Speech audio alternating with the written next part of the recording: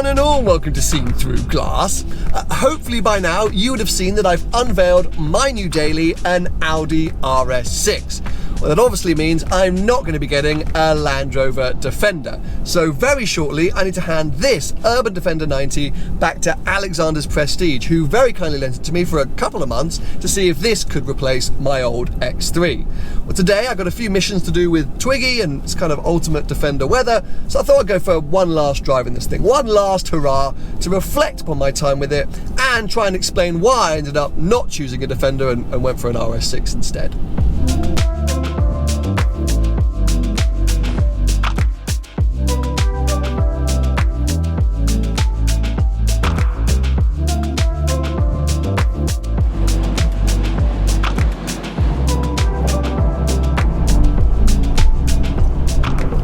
Now, whilst I haven't ended up buying one of these cars, I have really bonded with it over the last couple of months. Long-term viewers will know that I've been obsessed with the idea of the new Defender 90 ever since it launched. I mean, the thing's just so cool, and I used to love old Defender 90, and I don't feel like I need to justify why I love the idea of these cars. But then I drove new Defender for the first time and realised that sadly it's kind of flawed in lots of areas, and since then many other channels have proved that these cars probably aren't as practical as they should be. That was a huge part of this long-term loan from Alexander's Prestige, to work out whether I could look past the flaws of this car, whether other elements would kind of win me over. Fundamentally, I guess they haven't, because I haven't ended up buying one, but there are lots of positives, lots of good stories around new Defender, lots of areas where it surprised me, mainly in and around the city. Now, I joked when I drove new Defender for the first time that I think these cars will be used in the city more than they will be out in the countryside, because, well, they're just such a sort of a lifestyle car, such a status symbol these days. Having said that, they're big, they're clunky, they're cumbersome, and those things don't usually add up to making good city cars. But yeah, the manoeuvrability in this thing is fantastic. Maybe it's because it's the shorter 90 wheelbase, but I feel like I can get in and out of really tight spots with great ease. And then visibility is fantastic. You sit up nice and high, you've got the 360 surround cameras, and because you're kind of in a box, I just feel like you can kind of see out of it really easily, see where all the edges are and where all the wheels are. So yeah, as I say, one of the first big surprising positives is how easy and pleasant it's been to live with the Defender 90 in a proper built-up city. Now, just quickly, I want to tell you about today's video sponsor, NordVPN. I've been using NordVPN since I think 2015 or 2016. As you can imagine, with the amount I travel and the amount I'm online, the added privacy and security that a virtual private network, a VPN, offers, well, it's fairly invaluable. But over and above that, with the new F1 season fast approaching, lots of you ask me, how do I keep up with and follow F1 whilst I'm on the move? Well, I do it by using NordVPN. It allows me to stream F1 wherever I am. I simply wouldn't go online these days without the privacy, the security, the access that NordVPN gives me. So I highly recommend you check it out. What's awesome is that after 5 or 6 years of using NordVPN, they've got in touch, sponsored this video, and they're giving you an exclusive deal. If you head to nordvpn.com/STG, you can check it out for free with their awesome 30-day money-back guarantee. Even better than that, whilst my Ferrari 360 has a big birthday this year, so do NordVPN. They're turning 10 years old, and they're giving you the chance to get 2 years with a huge discount and the chance to win extra subscription time. So yes, now is a better time than ever to go and check out NordVPN by going to nordvpn.com/STG. Back to the video.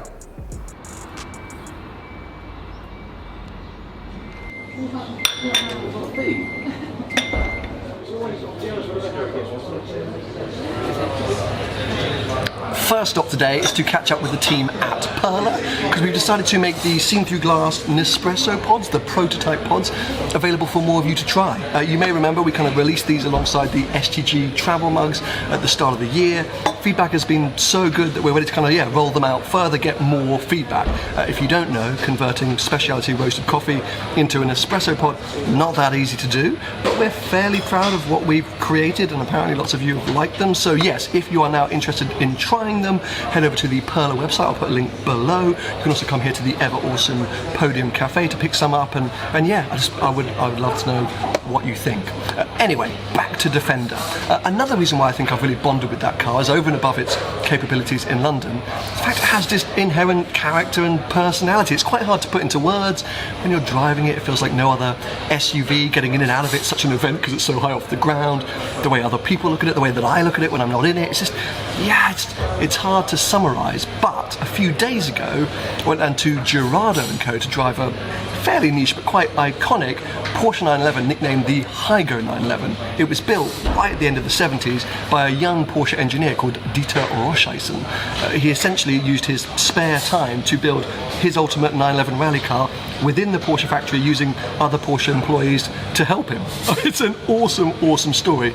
And driving that thing gave me a similar sensation to driving the Defender. Okay, fine, that's an 80s 911 rally car. This is a very modern SUV. They couldn't be more different, but I'm going to roll the footage because firstly, what an awesome car and what an awesome experience it was driving it. But I think maybe it will help you understand what I mean by this inherent fizz.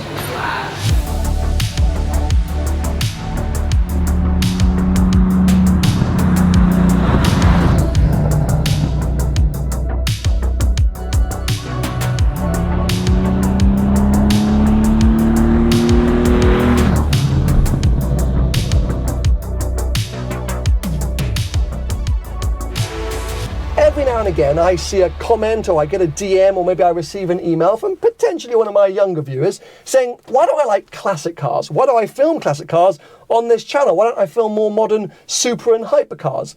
And I always answer the same way. Because of stories. I'm obsessed with stories, especially stories about cars.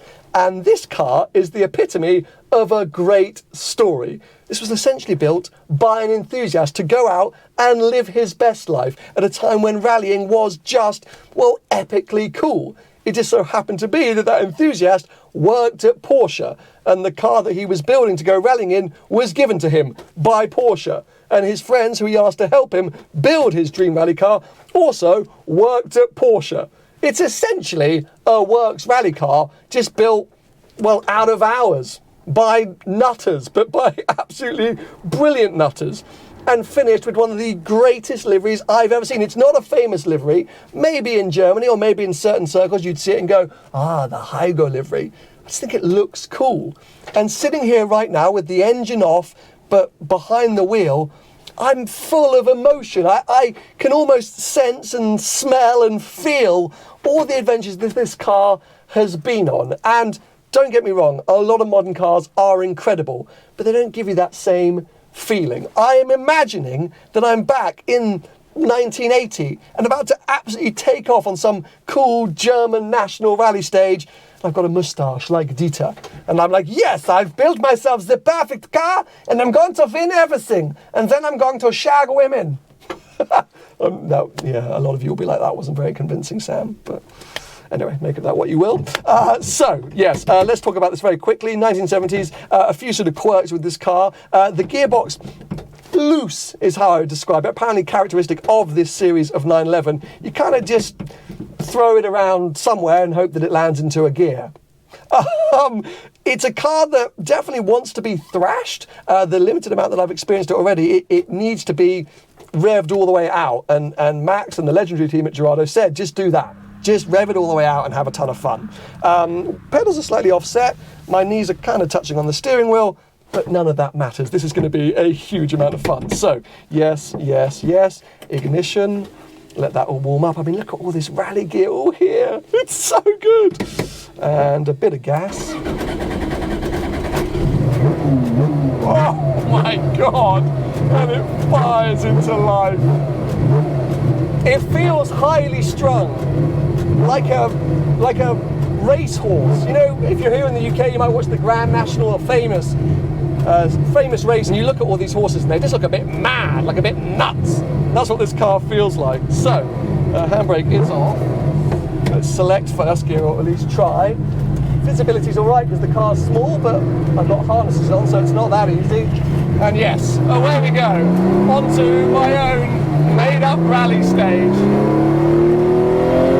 And that's it, we're already up and running. And this car just feels like it loves it.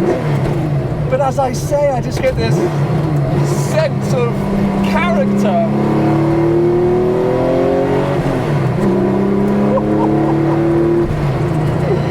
feel like I'm Dieter, honestly. Oh. It's unbelievably easy to drive straight away. I thought 1970s rally car, maybe it was going to feel a little bit more intimidating, but no, like, it's not that sketchy. It feels purposeful, but not terrifying.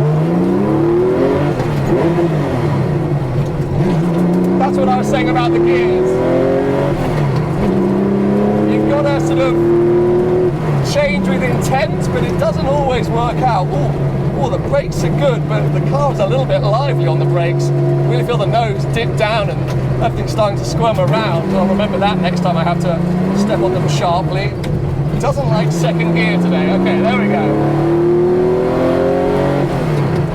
Oh. When you nail a gear change though, boy is it lovely. Just wants to fly, this thing. It wants to attack every corner and every straight. And you feel everything in a really nice way. It's not brittle, it's not brutal like a modern GT3 RS. Oh, this is absolutely spectacular. This is what cars are about. It's about giving you that feeling, just making things tingle, making your heart race. And hey, as much as I love driving any modern 911, it's very rare that at these low speeds it can make me feel the way that this thing does. Especially when I can't even get this thing into second gear, but it doesn't seem to really matter. Okay, so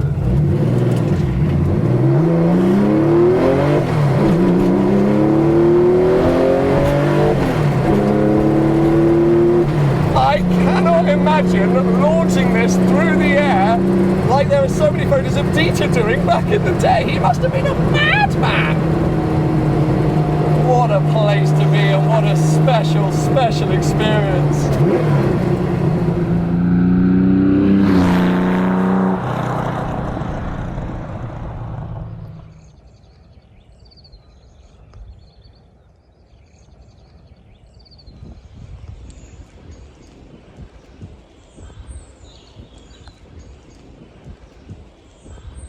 It was honestly so special driving the HEIGO 911, so huge thanks to Gerardo and co. As I mentioned, I'm not trying to make a comparison between that and an Urban Defender, but both cars, well, they just make me smile, and I think that's the point. Cars with character, with personality, inherently just make you smile. They don't have to be best in class, they don't have to be best of an era, but they just make you happy. And that's what that Urban Defender does. As I keep saying over and over again, it's not the best. It's flawed, but I just smile when I'm in it.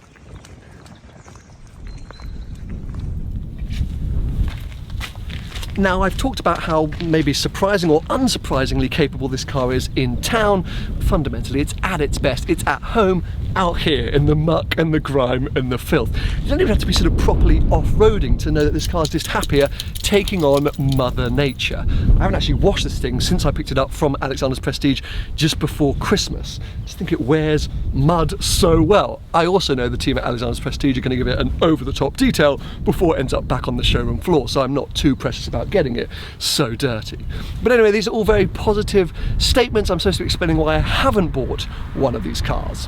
Now, whilst I personally have quite a small little Jack Russell, something else which is quite small is the boot of the Defender 90. I have talked about it before, but there you go, my camera bag and anorak, it's pretty much full, leaving not a lot of room for this very little dog. Even if I was to make space for her, maybe move my bags inside, because of the rake of the seats, the minute you then close the tailgate, she's pretty trapped in there. She's not very happy, and I think if you had a bigger dog, a Labrador or an Alsatian or something like that, that's just not happening. So Twiggy ends up in the front with me, which isn't the end of the world, except on a day like today, where she's cold and wet and muddy, so I've got to spend 10 minutes with that very mucky looking towel drying her off. Hey, where are you going?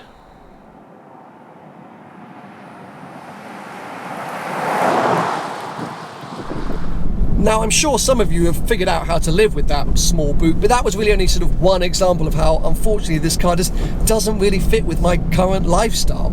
On top of that, I've got to be honest, it's just not dynamically exciting enough for me, this new Defender. I know it's not really supposed to be, it's not about tackling a twisty road, but it made me realise that I wanted a daily that could tackle a twisty road, hence the RS6. Now, you could argue that I could have got a sort of more powerful Defender, maybe that would have been the answer. This is the entry-level P300 petrol engine. You can step it up to a P400, or even get the big V8, the P575. My God, are they expensive? I mean, the RS6 was expensive as well, but V8 Defenders are on the used market for around 150 grand, and I just couldn't really justify that price tag.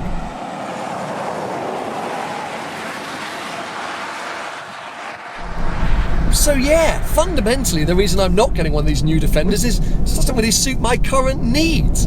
If I were a single man without a dog and I didn't really care about the car's dynamic capabilities, would I have considered one more seriously? Absolutely. If I was a big collector, would I be getting a V8 Defender 90? 100%. The things are just cool. They're cool and they're fun and they got character.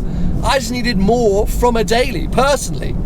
So yeah, now having spent a serious amount of time in one of these things, I can tell you they are kind of brilliant. No matter what I said before, they're awesome. And I've had no issues with this thing, by the way. A lot of people talk about problems they've been having with these new Defenders. This one's been absolutely spot on the money. So if you are seriously considering one, if you think this could fit in with your lifestyle, keep your eyes peeled on the Alexander's Prestige website, because this one will be coming up for sale in the coming weeks.